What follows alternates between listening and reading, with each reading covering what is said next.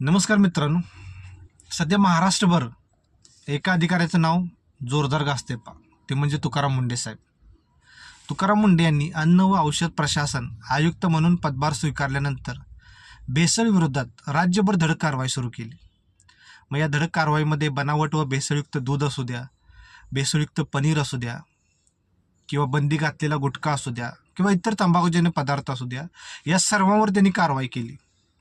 त्यांच्या अधिकाऱ्यांनी या कारखान्यांवर असू द्या किंवा या युनिट्सवर, या सर्वांवर त्यांनी छापे मारलेत अन्न सुरक्षा नियमांचं ज्या ज्या दलालांनी उल्लंघन केले ना, या सर्वांवरती त्यांनी गुन्हे दाखल केलेत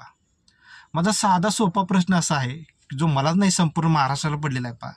की तुकाराम मुंडे साहेबांनी जी कारवाई केली ती या अगोदरच्या अधिकाऱ्यांना का नाही जमली हो? का या अधिकाऱ्यांनी स्वतःचे खिस्से भरण्यासाठी या सर्वांकडे जाणीवपूर्वक दुर्लक्ष केलं का सामान्य जनतेच्या जीवापेक्षा या लोकांना स्वतःचे आर्थिक हितसंबंध महत्त्वाचे वाटत होते म्हणजे किती अक्षम्य अपराध ही लोक करत होती सामान्य जनतेच्या आरोग्याशी लोक खेळत होती विष देत होती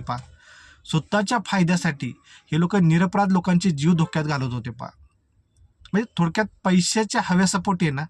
ह्या लोकांनी माणुसकी न विसरलेली होती या लोकांसाठी एवढंच सांगेन तुम्ही जर लोकांनी जर तुकाराम मुंडे सारखे प्रामाणिक आणि निर्भीड जर काम केलं असतं ना,